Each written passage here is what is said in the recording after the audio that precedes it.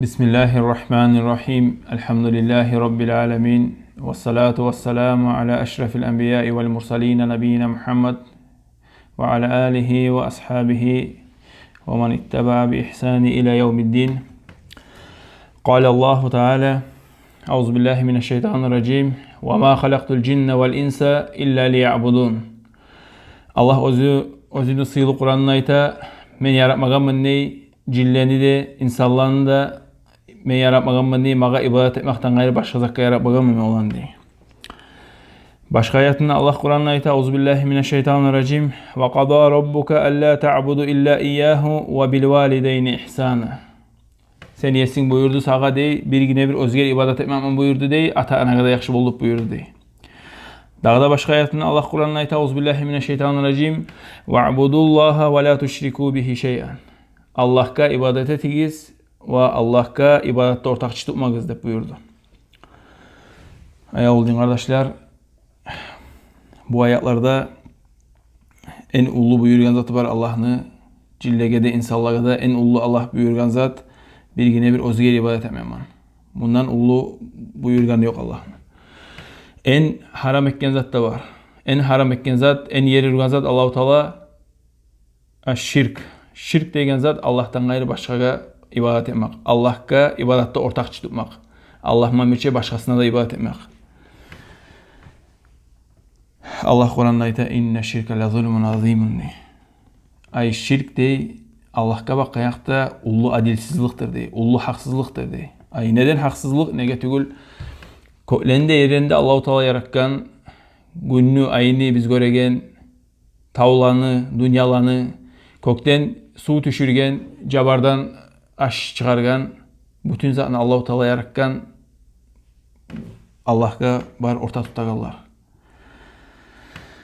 Bir zamanında kömek etmegen, bir zamanında zarar vermeyenler olaga ibadette gelir bar. Ama barzat Allah'ın oğluna, barzatını yaratkan Allah.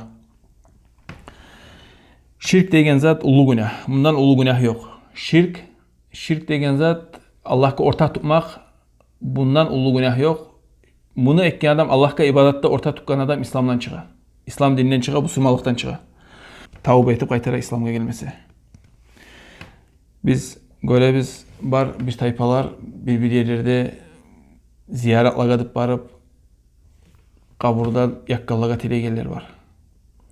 Her türlü yerde şu şirk degen zat. Şu Allah'tan gayrı ortak dilemek. Duada Allah'ın hakkı, namaz kılmakta Allah'ın hakkı, bütün ibadetler bu Allah'ın hakkı.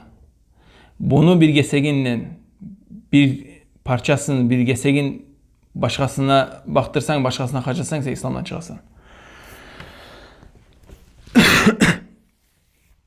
Buna buğarbayla ulu bir hadis geltirmiyorsa hemen Peygamberimiz sallallahu aleyhi ve sellem'nin sahabasından gelgen Muaz ibn Cebel'den radıyallahu anhu. Muaz ibn Cebel ayta قال كنت رديف النبي صلى الله عليه وسلم على حمار فقال لي aymenni Peygamber sallallahu aleyhi ve sellem'e boldum ne artından bana turup eşeğin üstünden Peygamber sallallahu aleyhi ve sellem ağa burulup aytti de ya Muaz o Muaz da aytti de atadri ma hakkallahi ala ibad ve ma hakkul ibadi ala Allah sen Allah'ın hakkını bilemsen ne aytti de kullarına bakkayakta ve kullarına hakkını bilemsen ne aytti de Allah'a bakkayakta Muaz radıyallahu anh ayta kultu Allahu ve Rasuluhu a'lem degen. Ay Muaz sahabası aytkan Allah da onu elçisi de onu peygamber de biledir degen. Ay bu sahabanın adabı, bunun terbiyesi peygamber sallallahu aleyhi ve sellem bergen terbiye. Ay bu artık arı cevap veremenip de oylaşmaydı, turmaydı. Daima köp yerde gele hadislerde cevabın olay gayteredi. Allah da onu elçisi de biledir.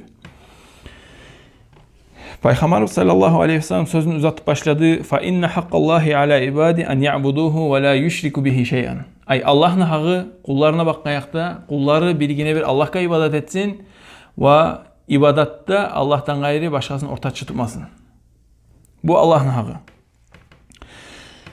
Ve hakkul ibadi ala Allah en la yu'azzibe men la yushrik bihi şey'an. Kulların hakkı Allah'a bakmayaktan Allah özlerine azap vermeyecek, özler ibadetine Allah'a ortak tutması. Allah'tan gayrı başkasına ibadet etmesi. Bu kulların hakkı. Kultu ya Resulullah, o zaman Muaz ayıkken o ya Allah'ın elçisi ya Allah'ın paygambarı afale ubaşşirun nas, men adamlarına bu haberini yetiştirip süyündürmeyeyim degen. Peygamberimiz sallallahu aleyhi ve sellem ayıkken qala la tubaşşirhum feyettakiluhum. Ayma bildirme, adamlar bu sözege umut tutup koyar degen amallarını koyup. Amallarını koyup koyar degen iş edemey.